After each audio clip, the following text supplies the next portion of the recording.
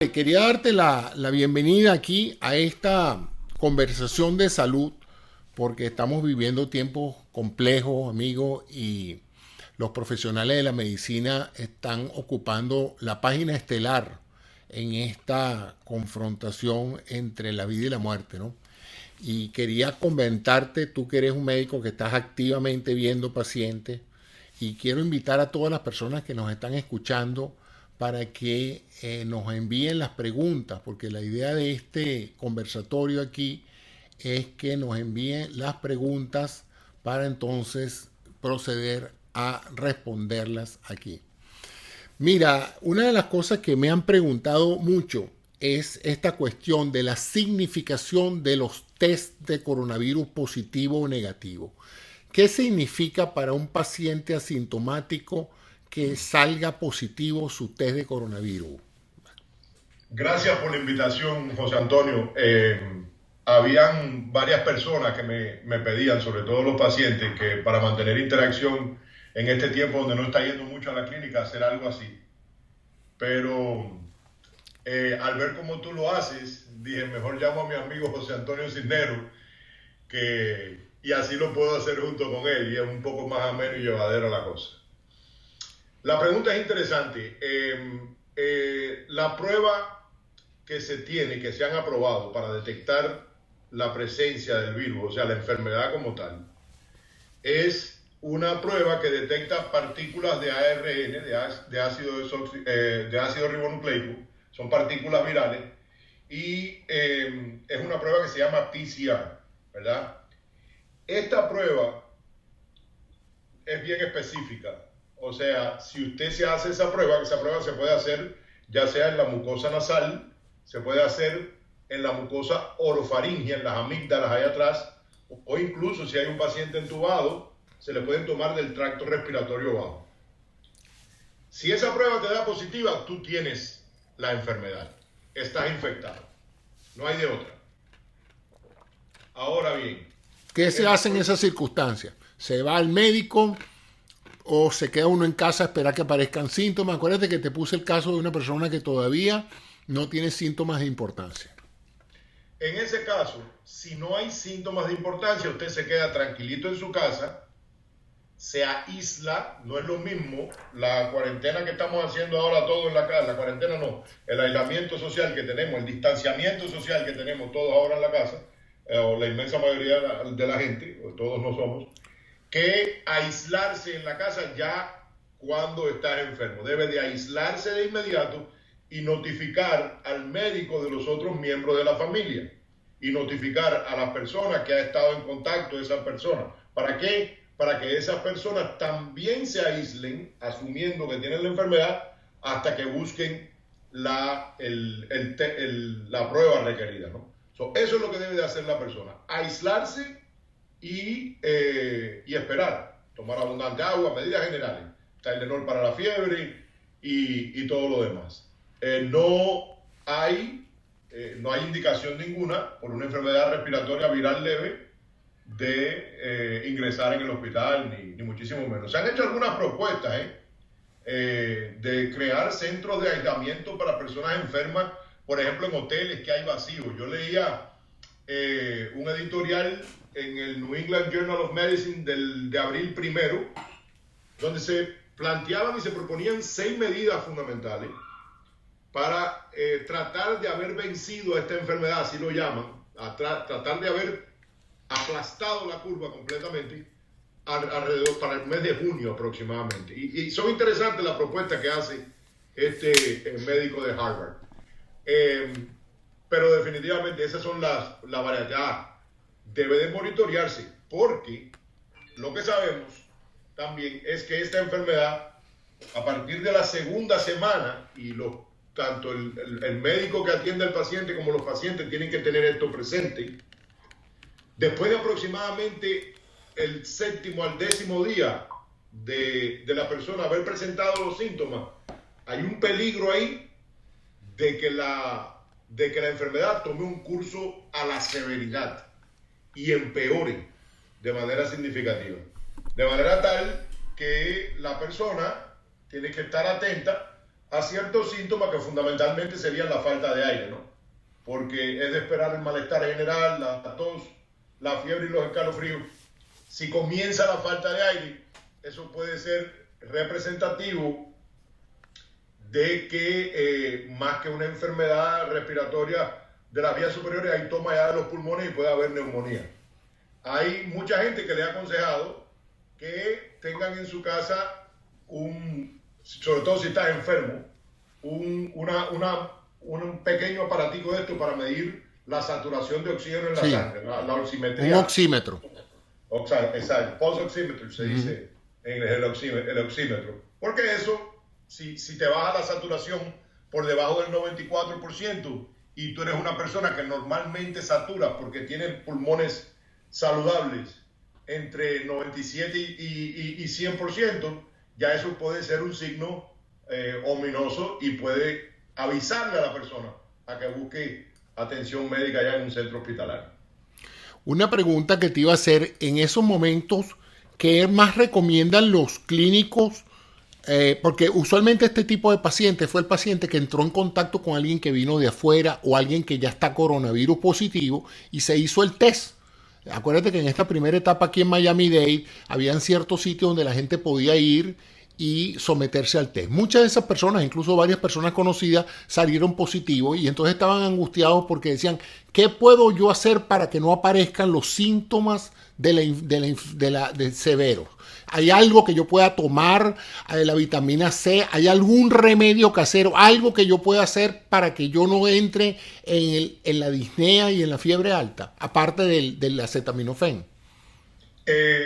Hay que siempre decir las cosas y quiero poner este énfasis en que cuando uno habla, sobre todo nosotros los médicos, en estos momentos de crisis donde hay tanta desesperación, las cosas se pueden malinterpretar.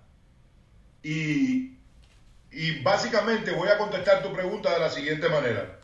No hay nada que usted pueda hacer una vez que contrae la enfermedad para cambiar su curso y para evitar que las cosas empeoren.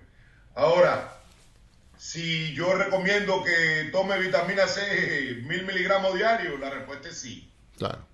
Si yo le recomiendo que se tome una sopita de pollo, como lo hace la abuelita allá en Cuba, la respuesta es sí. Pero no quiero dar la falsa impresión de que existe una manera de desvirtuar el curso de la enfermedad con terapéuticas no probadas y demás. ¿Cuál, en tu experiencia, por los casos que ya hayas manejado, qué pasa con ese paciente que empieza a tener síntomas? ¿Cuál es su curso? ¿A dónde va? ¿Cómo es manejado en las instituciones? ¿Que él entra por una puerta aparte? ¿Hay que buscar una referencia de un médico para ir a una institución? ¿O él puede agarrar, llamar al 911? ¿Cuál es el procedimiento que se está recomendando a cualquier paciente que está en su casa, empieza a tener fiebre alta y dificultad respiratoria? ¿Qué se hace un paciente aquí en el estado de la Florida con ese cuadro ya? Yo te puedo dar el ejemplo de la institución donde trabajo. Al principio fue un poco caótico el problema, como es natural, porque no habíamos lidiado nunca con algo así, pero en la medida que han pasado los días, hemos adquirido ya más experiencia y tenemos que creo que las cosas bajo bastante control en este momento. Sencillo, si el paciente desarrolla síntomas verdaderos, fíjense, y esto es importante porque ahora estamos en el spring, en la primavera, ¿verdad, José Antonio? Uh-huh. Y ahora el cambio de polen en el ambiente, la rinitis alérgica va a venir. Yo estoy con rinitis alérgica hace varias semanas. Esas cosas van a venir. No todos los problemas en la nariz va a ser el coronavirus, ¿verdad? Y tener presente eso, que estamos en la primavera y es lo que se llama el seasonal. Rinitis alérgica. Uh-huh. Nosotros ahora lo que estamos haciendo es, incluso tenemos un team en toda la clínica de enfermeros practicantes, que son los nurse practitioners, que son clínicos de nivel medio con capacidad para diagnosticar, prescribir, tratar enfermedades. Y tenemos básicamente unos expectations que si el paciente llama a la oficina, yo lo mandé ayer o antes de ayer a hacerle la prueba a un paciente a la casa. A uno no, a dos, porque era un matrimonio y era una casa donde viven 7 personas y el nieto de 20 años había dado positivo. La señora había comenzado con tos y entonces al tener el servicio ese disponible le mandamos a la persona y le hizo la prueba a la señora y también se la mandé a hacer al esposo. Esperar los resultados entonces para ver la positividad. Eso es lo que nosotros estamos haciendo. Al principio fue un poco caótico. Básicamente le estábamos diciendo a la gente, tengo dolor de garganta, tos, hey, tranquilito, quédate en la casa. Medidas generales de nuevo, Tylenol para la fiebre y el dolor de cabeza, sopita de pollo, lo que vayas a hacer, pero quédate en la casa. Es mejor que estés en la casa ahí y que no vengas para acá para la consulta, donde hay toda una serie de gente con otros problemas, porque no vamos a resolver absolutamente nada, porque ni siquiera en aquel momento teníamos las pruebas. Las pruebas las hemos tenido y bien limitadas, ahora las tenemos, están contadas. Entonces realmente es el médico el que está tomando la decisión de a quién hacer la prueba o no. Muchísimas veces tratando de cumplir las orientaciones del Centro para el Control de Enfermedades de la mejor manera posible, que hay veces que no es fácil porque todavía a estas alturas no tenemos la cantidad de pruebas que quisiéramos tener. Vamos a hablar ahora de casos más específicos. Este paciente que te dije que empieza a tener síntomas es diabético tipo 2, su hemoglobina glicalizada está por encima de 7 y toma metformina. ¿Qué mandarías tú como internista a ese señor para medio prepararlo mejor ante la eventualidad de que desarrolle síntomas graves? A ese paciente yo lo llamaría quizás cada 48 horas. Ahí mencionaste 2 factores de riesgo importantes. Mencionaste uno que es la edad. Sí, mayores de 50 años. Sí, y esa parece ser que, porque la enfermedad tiene 3 cursos, el curso leve o asintomático, el severo y la enfermedad crítica. De los pacientes que desarrollan enfermedad crítica de manera abrumadoramente son personas mayores de 80 años. Yeah. ¿Qué pasa? Que todo el mundo siempre conoce el caso del muchacho joven, el policía, el médico que se enfermó, claro, y pagó un ventilador. Esos son casos que se propagan con facilidad. Pero la inmensa mayoría de la gente que tiene un curso crítico son las personas mayores.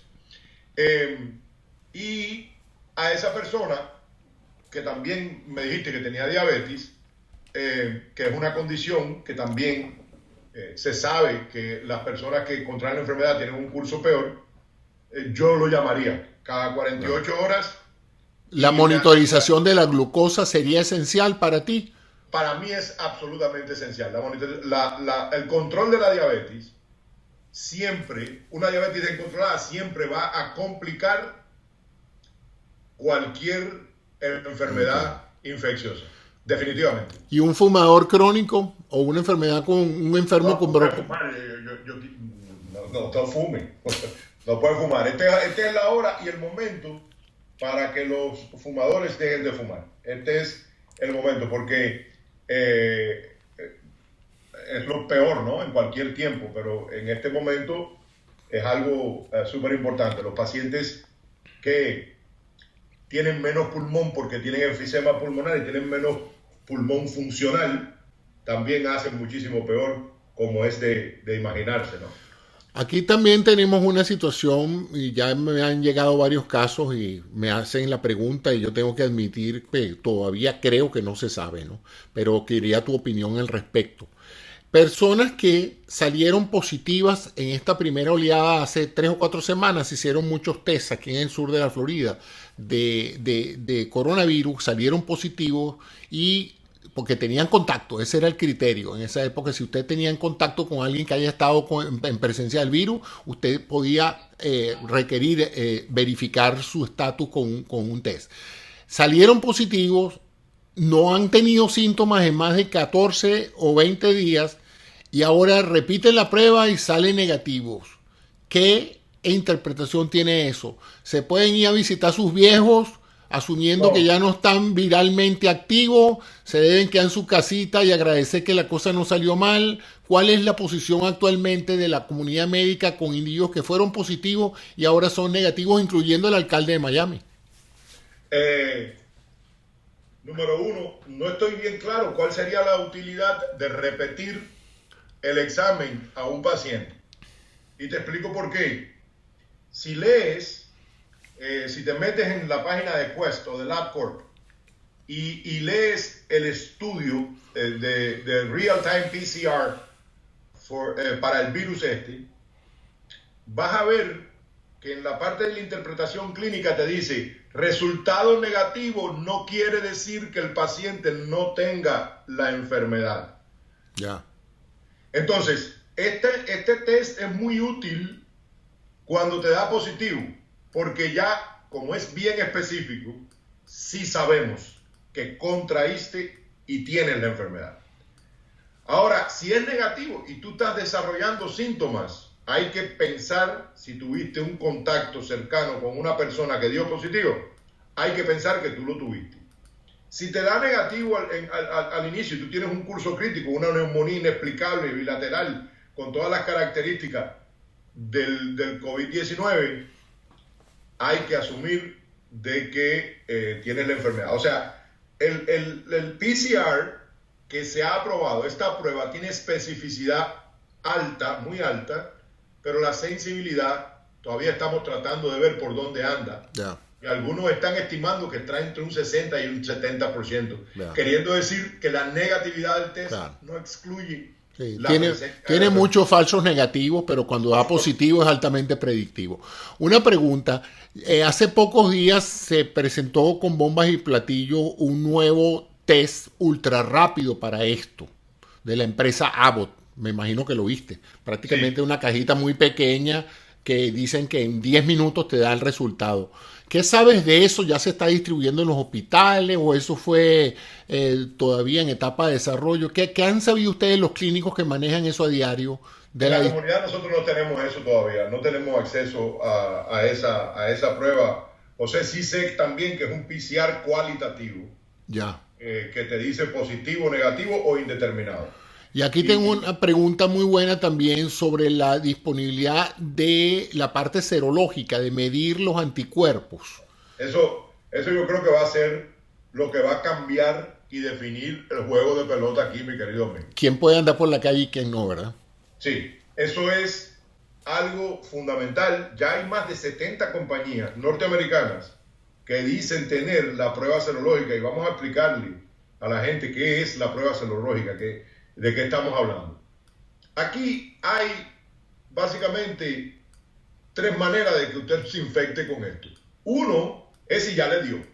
Si ya usted le dio, usted desarrolla una inmunidad natural, si se quiere, desarrolla una inmunidad a esta enfermedad y si se vuelve a poner en contacto en el futuro con el mismo virus, tiene un alto por ciento de posibilidades de que eso no le va a repetir. No se dice el 100% porque conocemos muy pocas cosas en medicina que son 100%, Así ¿verdad, es. doctor Tony? Sí, yo lo menciono con frecuencia.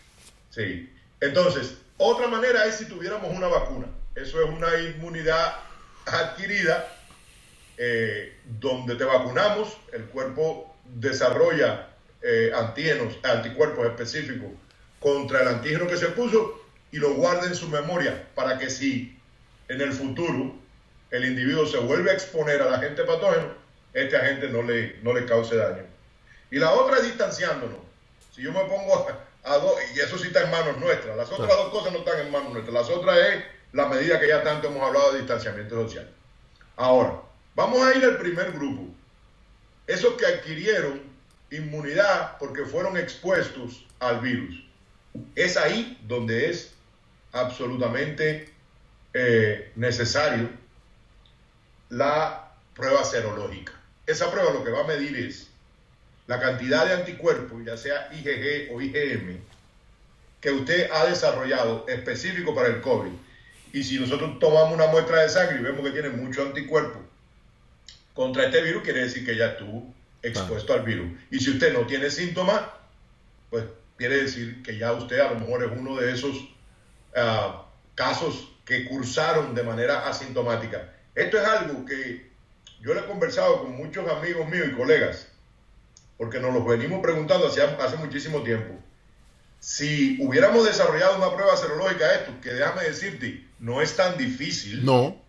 Más difícil son las otras. Es más, probablemente va a ser ahora más fácil porque ahora hay más suero disponible de personas que ya han superado la enfermedad. Incluso se está pidiendo en unos protocolos de control que muchos donen su suero, saquen sangre, eliminen la parte globular y dejen el plasma sanguíneo, que debe estar muy rico en anticuerpos. Aquellas personas que han sido positivas, han superado la enfermedad y deben tener anticuerpos altos contra el virus. Y te imaginas si, porque yo me pongo a pensar antes de decretar y tomarnos todos en serio el tema del distanciamiento social, que eso fue ya entrado febrero, yendo para marzo, eso no fue antes. Antes de ese tiempo, yo estoy en una consulta viendo, no sé, interactuando con alrededor de 30 o 40 personas diarias, dándole besos, saludando a las personas. Así es. ¿Qué chance tengo yo de haber adquirido esto ya? Yo creo que son altos las probabilidades, o por lo menos 50-50. Si hubiéramos hecho la prueba esta, todos los trabajadores de salud, médicos y enfermeras, y ya sabemos que tienen los anticuerpos, yo creo que eso también representaría algo tremendamente positivo a la hora de tratar a los enfermos. Sí. Porque ya la necesidad de equipo de protección, aunque no sería cero, ¿no? Todavía hay necesidad de equipo de protección y de lavarse las manos, porque aunque no te dé, sí puedes coger el virus en la mano. Y lo puedes tocar y lo puedes poner en una botella y viene otra gente y coger la botella y infecta. Pero me parece que sería muchísimo más fácil. Y la segunda cosa importantísima es reiniciar nuestras labores, nuestro trabajo, ir de nuevo a recomenzar esta economía y terminar este periodo tan triste. Yo creo que uno de los factores que va a ser decisivo en eso, en esa recuperación económica, en esa reinserción de la gente al trabajo y a la vida cotidiana, va a ser precisamente las pruebas serológicas, cuando ya haya disposición de todas ellas. Sin duda alguna. Ya en este momento está tratando de aprobarla. Pero sin duda alguna. Eso ha sido importantísimo en Singapur. El ejemplo de Singapur, no sé si estás al tanto, lo que ha sido absolutamente decisivo en la poca cantidad de casos que tienen y la poca cantidad de fallecidos ha sido la prueba serológica, que hace 2 meses que ellos la tienen. Hace muchísimo tiempo. Yo realmente el por qué no la tenemos nosotros todavía no lo acabo de... Bueno, ya eso son harina de otro costal. Una pregunta que te iba a hacer ahora en relación a la parte de el trato al paciente y a los familiares de los pacientes. Hoy hice un programa bien interesante porque las imágenes que están surgiendo a través de los medios de comunicación de lo que pasó en Italia, España, incluso lo que está pasando en Nueva York, son sumamente tristes, ¿no? Porque primero, una vez que el paciente se mete en el ámbito hospitalario, ya se desconecta de su familia, ¿no? Y después hay una inmensa cantidad de cadáveres, o sea, de personas que se están preguntando, bueno, ¿y qué va a pasar con mi familiar si muere en el hospital? Yo lo voy a poder ir a ver, voy a poder rescatar el cadáver. Yo sé que todavía en el área de la Florida no hemos llegado a saturar nuestra infraestructura de cuidados críticos, ¿no? Tengo entendido que todavía por los contactos que tengo, tú me dirás más porque tú estás tratando pacientes, ¿no? Yo estoy en cuarentenado aquí en mi centro de operaciones, literalmente informando, pero no tengo años que no piso un hospital y ojalá que espero no pisarlo, ¿no? Por lo menos no en esto, yo ocupo mucho espacio, entonces... Pero ¿cuál ha sido tu percepción del manejo de los pacientes críticos y de esa cuestión que siempre ha vinculado a los familiares con el paciente enfermo y ahora literalmente no podemos ni verlo ni saber qué destino tienen? El día sábado, este fin de semana, hay un paciente que yo tengo que es un paciente de bastante cuidado, que está en quimioterapia y me desarrolló por una razón X, que no tiene que ver con la pandemia, decidí mandarlo al hospital. Hablé en el Mount Sinai y lo mandamos a admitir. La señora me llamó desde afuera que no la dejaron entrar a ella. O sea, lo pasaron a él, pero la señora ni siquiera pudo entrar a emergencia. Las visitas en los hospitales están canceladas. En las terapias intensivas, cuando ya se cree que el paciente va a tomar un curso que de manera definitiva va a ser la muerte, pues le ponen el teléfono o le hacen un FaceTime para que lo vean, pero eso es lo más que se está haciendo. Hay bastante hermetismo también y la gente se desespera. Tengo otro testimonio de otros pacientes que estaban ingresados aquí también en un hospital local en Hialeah y la familia no ha podido verla, no saben, no le informa a nadie. Y es que es difícil porque la gente en el hospital también está bien ocupado. Sumamente ocupado, claro. Entonces, eso es algo que complica aún más las cosas. Yo creo que lo que tenemos que tener es un poquito de paciencia, calma y entender que estamos viviendo realmente, estamos caminando a aguas que nunca habíamos navegado. ¿Has perdido ya un paciente a coronavirus? No, gracias a Dios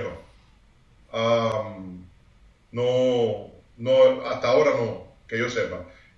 Sí te puedo decir que al principio de esta pandemia tuve una paciente con una neumonía rara y bastante severa, que la tratamos como una neumonía adquirida en la comunidad con antibióticos. Y después, cuando se desata todo el tema de la pandemia, nosotros estamos casi seguros de que esa paciente lo que desarrolló fue esto, pero eso nunca lo vamos a saber. Esa es la otra cosa. ¿Cuántos casos al principio de la pandemia que murieron por el virus? Reflexiona sobre eso para que veas. Sí. Que murieron por el virus y que nosotros no lo estamos contabilizando.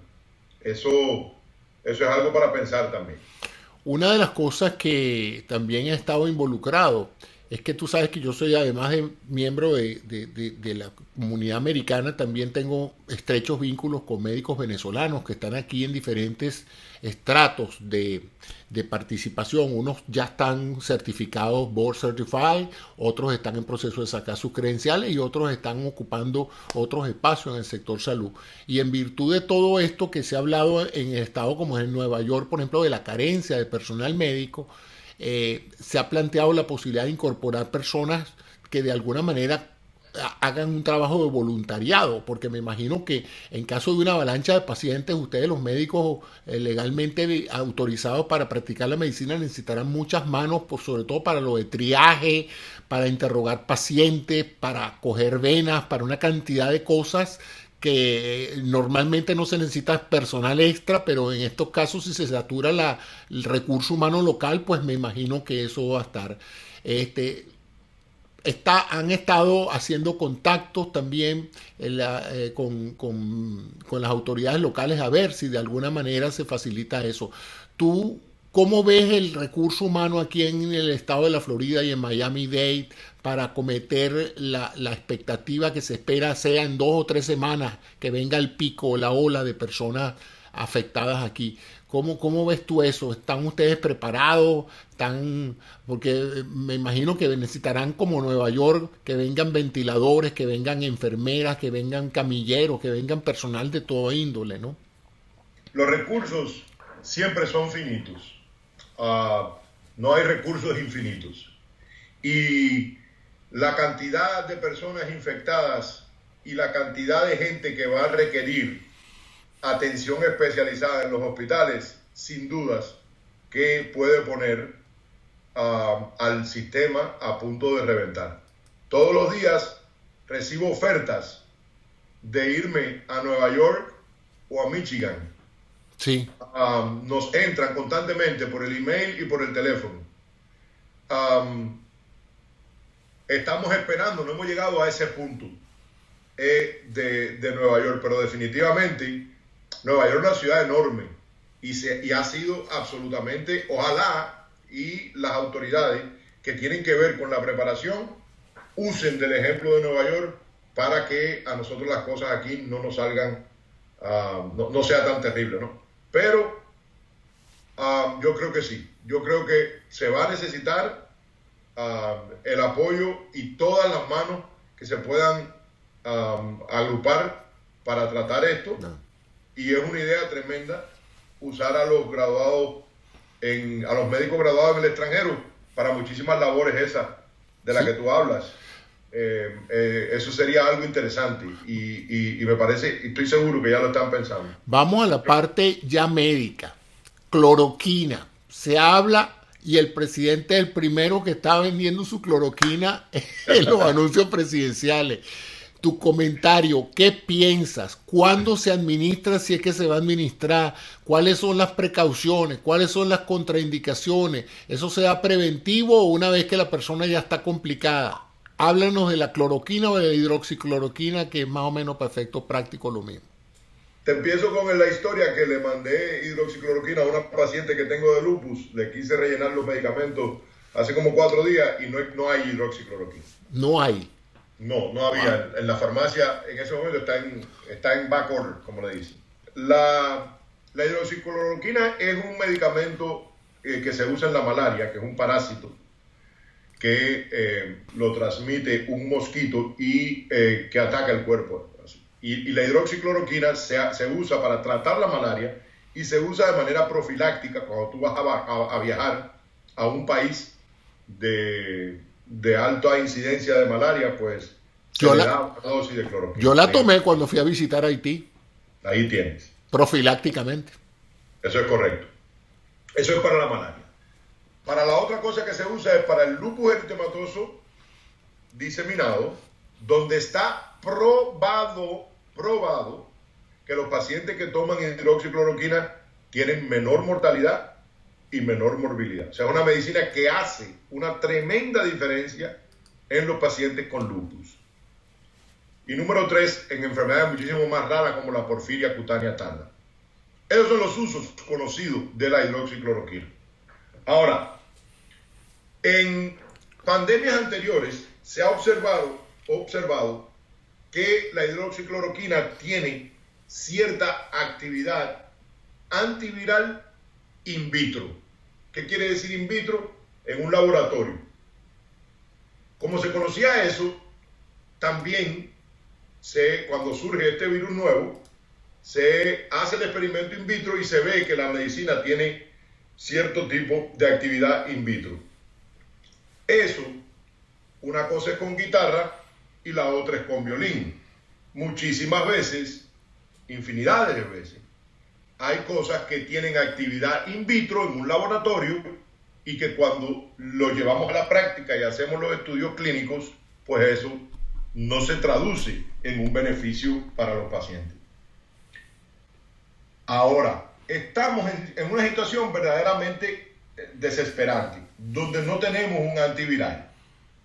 Por lo tanto, yo opino, y yo creo que no es solamente yo, que solamente aquí estoy tratando de comunicar, sino los que más saben opinan, que si usted está conectado a un ventilador con un síndrome de distrés respiratorio del adulto, con hipoxemia, con fallo multiórgano, mira hermano, hidroxicloroquina, hay que tirar la casa por la ventana. Claro. ¿Está bien? Es más, creo que se están usando también esteroides en esa etapa final. Esteroides se usa casi en todos los pacientes críticos. Ya. Y ese es otro punto en la parte del tratamiento, porque los esteroides, muchos abogan que sí. He escuchado a médicos españoles diciendo que incluso hay que darlo antes, que el paciente empeore y que caiga en el síndrome de distrés respiratorio del adulto. Hay que darlo antes, que el daño se haga. Pero hay que tener en cuenta también que se ha usado esteroides en neumonía severa por el MERS y por influenza, y los resultados han sido negativos. Claro. O sea, la replicación viral ha aumentado. Entonces, son cosas que están por ver. Pero volviendo a la hidroxicloroquina, al Plaquenil, una cosa es con guitarra y la otra es con violín. Ahora, se le debe yo no le voy a mandar, ni le he mandado a ningún paciente que tenga síntomas respiratorios altos y que esté en la casa sentadito con un dolor de garganta, le voy a mandar hidroxicloroquina. Yo creo que eso no se debe hacer. Y no solamente lo creo yo, Eso lo cree el Colegio Americano Médico, al cual yo pertenezco y soy fellow de él. Y eso es la cosa que nos están recomendando, de que esto no se use de manera rutinaria para tratar ni para dar profilaxis a esta enfermedad. ¿Tiene efectos colaterales? Sí los tiene. La hidroxicloroquina puede provocar arritmias severas que pueden dar al traste con la vida. ¿Cómo son?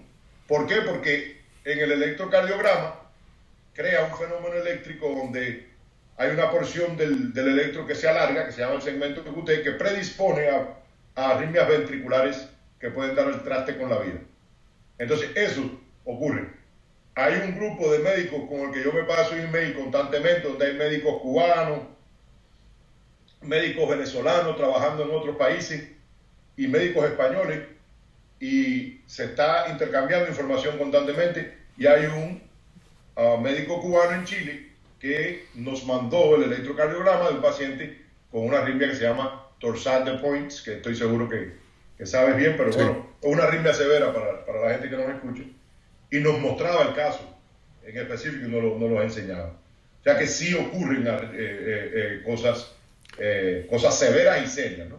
Lo otro es afecciones de la visión. Todos los pacientes que toman estas medicinas, pero ya esto es de manera más crónica realmente, necesitan chequearse con un oftalmólogo a cada rato. En el caso del uso agudo de la enfermedad y en megadosis, como es que hay que usarla aparentemente para esta enfermedad, hay peligro de arritmias ventriculares severas.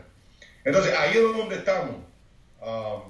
Ahí se debe de usar con cautela en pacientes ingresados en estado crítico. Lo resumiría. La vacuna contra la gripe, a mucha gente todavía se la están ofreciendo. ¿Qué ventaja o desventaja tendría ahorita asintomático por completo ponerse la vacuna de la gripe, del flu? Yo no saldría de la casa ni eliminaría el distanciamiento social por ir a la oficina del doctor a ponerme la vacuna de la gripe en este momento. Yeah. Eso no es lo que hay que hacer ahora. La vacuna de la gripe es efectiva para la gripe. Para la influenza, debería decir, sí, que es el virus específico que causa esta enfermedad. Entonces, no tiene absolutamente ningún beneficio para este virus. Este es un virus totalmente diferente. Nada tiene que ver con ese otro virus. Ha habido información sobre un antiparasitario llamado Ivermectin de Australia, que aparentemente tuvo una actividad antiviral in vitro. ¿Comentarios? ¿Has oído de eso? ¿Qué valor le está dando la gente al uso de ese antiparasitario? Parece que los antiparasitarios se están utilizando mucho a nivel de investigación para esta cuestión viral. ¿Tienes alguna idea de por qué? Sí, hay que tener en cuenta que lo que causa la muerte y el curso grave de la enfermedad, en esta enfermedad específica, es, si se quiere, una reacción excesiva del cuerpo humano al virus en sí. O sea, el virus te ataca y se replica, pero en algunas personas, y hay algunos que ya están aludiendo causas idiosincráticas a esto, o sea, de que genéticamente estás predispuesto a tener un curso grave si te cae tal virus, porque tu organismo va a reaccionar o a sobrereaccionar con una cascada inflamatoria brutal, donde se van a liberar sustancias como la interleuquina 6, el factor tumoral de necrosis alfa, toda una serie de... Sí, las citoquinas que llaman en general. Es una revolución citoquímica. Sí, señor. Lo que ocurre. Y esto es lo que termina enfermando y, en última instancia, dando el traste con la vida. En alguno de estos pasos, de esta cascada inflamatoria, todos estos agentes que no son directamente antivirales tienen una acción. Y eso es lo que lo que se hipotetiza, ¿no? En alguno de estos momentos de esta cascada inflamatoria es donde lo trata. Incluso se están usando medicinas anti-interleuquinas, ¿verdad? el efecto de los esteroides debe ser analizado en ese contexto también. El control... Sin actividad antiviral per se, sino más bien en un efecto inmunomodulador, si se quiere. Ahora, el ivermectin, en particular, esto salió más recientemente. El estudio más grande que se está haciendo ahora con respecto a las terapias, el tratamiento que hay de antivirales, es el estudio Solidaridad. Lo está haciendo la Organización Mundial de la Salud. Y más de 70 países están participando en el estudio Solidaridad. Un estudio clínico que generalmente genera años para dar resultados. El tiempo de dar los resultados se va a reducir a meses. Más de un 80% de reducción del tiempo por el gran esfuerzo global que se está haciendo, y en este momento se está colectando la data de 70 países distintos. Increíble. Para entonces ser sometido a un análisis estadístico y nos va a decir la respuesta. Ahora, ahí no está el ivermectin. Ahí sí se está analizando la hidroxicloroquina, que la colaron en último momento en el estudio. Se está analizando el Redemsevir, se está analizando el lopinavir-ritonavir y el lopinavir-ritonavir junto con el interferón alfa. Esos son los brazos del estudio clínico. Se están comparando eso todo con el standard of care. El standard of care es lo que se hace sin dar nada de estas cosas. Lo de soporte. Vamos al control de la fiebre en etapa temprana del proceso de sintomático. Se ha hablado mucho de la ibuprofeno y su impacto, así como también de los medicamentos antihipertensivos que tienen que ver con los receptores de los ACE receptors. ¿Qué comentario tiene? ¿Realmente es preferible el acetaminofén al ibuprofeno, como dicen los europeos, o realmente un antiinflamatorio no esteroideo es igual a otro y no hay mucha diferencia? Lo que dice la literatura actualmente es que son desconocidos, y esta es la palabra que se utiliza, desconocidos los efectos deleterios del ibuprofeno y de todos los antiinflamatorios no esteroideos en esta enfermedad. Por lo tanto, no se pronuncian ni a favor ni en contra. El ejemplo europeo en estas cosas no se puede ser soberbio. Nadie tiene la verdad. La ciencia es algo que se nos revela día a día. La ciencia no la dictamos nosotros. Entonces, yo no recomendaría, si tú tienes una fiebre, tomar naproxen y ibuprofeno, por el mismo ejemplo europeo que pones, a menos que tú tengas un dolor intenso severo que requiera de verdad el uso de un antiinflamatorio no esteroideo, o que existe una condición que definitivamente la necesite. Pero si es por una fiebre, no hay nada mejor para la fiebre, ¿no? El efecto antipirético del Tylenol es espectacular, tan bueno como de los antiinflamatorios no esteroideos. En el caso de los inhibidores de la enzima convertidora de la angiotensina, lo que en inglés es el ACE, los ACE inhibitors, que eso lo toma todo el mundo. Yo tomo losartán, que no es un ACE inhibitor, es un angiotensin receptor blocker, un bloqueador de los receptores, no de la enzima en sí. Pero todo el mundo por ahí está tomando algún lisinopril, captopril, ramipril, o losartán, olmesartán, valsartán. Lo que me están oyendo ya están diciendo, yo estoy tomando esto. Ya ahí anda bien. La mitad del estado de la Florida. Sí. La otra mitad toma metformina. Y hay 1% que toma las dos. Entonces, el problema es que la hipótesis es que en los pacientes tomando estos medicamentos, los niveles de la enzima convertidora de la angiotensina de los receptores de la enzima aumentan por la enzima estar baja. Si la enzima está baja, los receptores a la enzima, el organismo, un intento, decir, ¿qué está pasando? Que la enzima no me llega. Y entonces el organismo lo que hace es aumentar los receptores. Y como es ese receptor el que utiliza el virus para penetrar en la célula, es por eso que desde el punto de vista teórico, escuchen bien, teórico, tiene la hipótesis de que los pacientes tomando ACE inhibitors o angiotensin receptor blockers hacen peor. Ahora bien, aquí hay una gran diferencia con el ibuprofeno.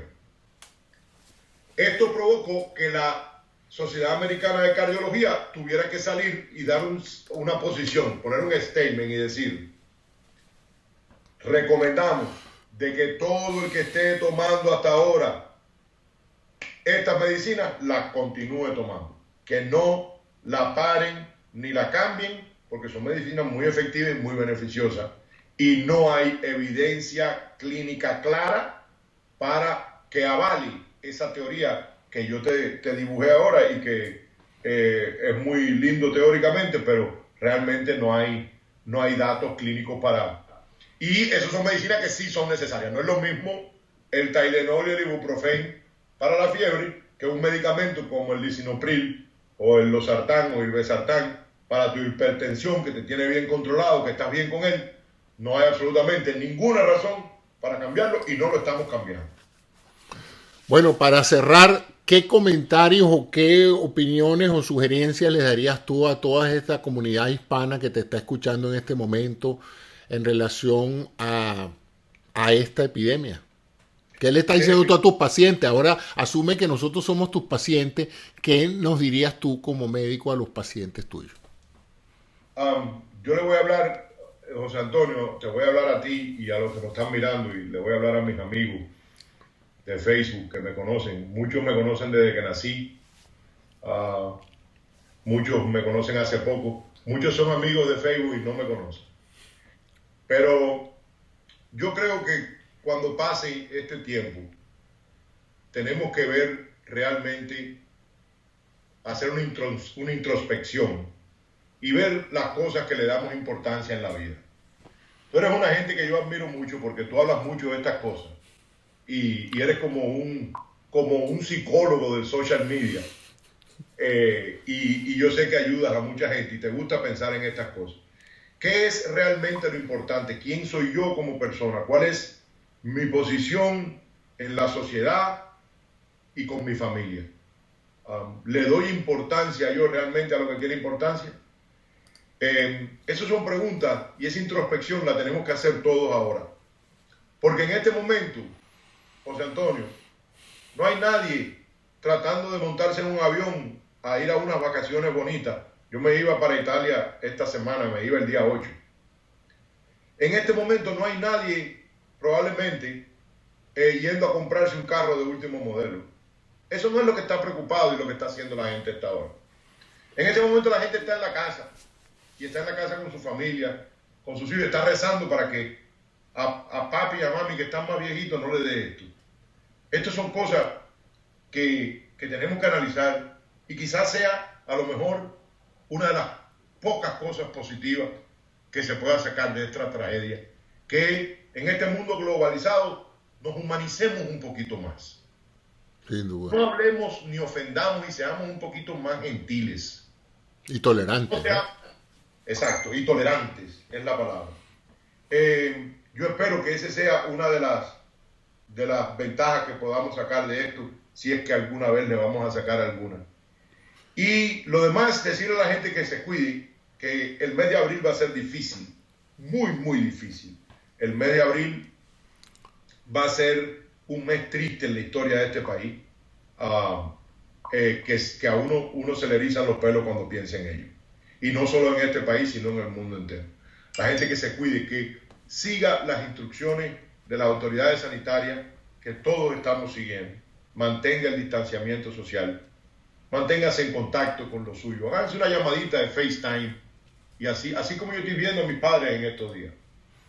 Y ya cuando pasemos este puente de angustia y nos encontremos del lado allá del río, pues bueno, ya tendremos tiempo ahí, hermano, de asar un lechón y de jugar dominó por 24 horas, y después vamos a dormir todos en la misma cama y olvídese del distanciamiento social. ¿Cómo no? ¿Cómo no? Bueno, Manrique, te agradezco muchísimo que hayas tenido la voluntad de acompañarme esta noche en esta conversación, que estoy seguro que muchas personas van a agradecer, porque la información en estos casos es sanadora, ¿no? Porque yo siempre he dicho que el paciente, ante todo, independientemente de su enfermedad y sus síntomas, es un angustiado. Y si los médicos no comunicamos efectivamente, él sigue tan angustiado. Él podrá tener un buen diagnóstico, un buen tratamiento, pero si nadie le ha explicado lo que le ha pasado, sigue tan angustiado como cuando entró al consultorio. Y Entonces, eso se aprende en Harvard, ¿eh? no, eso no se aprende en Harvard. Eso lo aprende uno hablando con los pacientes. Pero te agradezco entonces que me hayas acompañado en esta ocasión, aquí en Salud y mucho más. Y bueno, espero contar contigo más adelante para que hablemos un poco más a medida que se vaya sabiendo más de la fisiopatología y del tratamiento y del outcome, de los resultados finales de muchos de estos cosas que están en proceso. Muchas gracias, Manrique, que tengas una buena noche. Estoy seguro que tus pacientes van a ver este video con gran interés, así como muchas otras personas de la comunidad cubano-venezolana y otras personas que nos siguen. Muchas gracias y bueno, hasta una próxima oportunidad. Un abrazo grande, Manrique.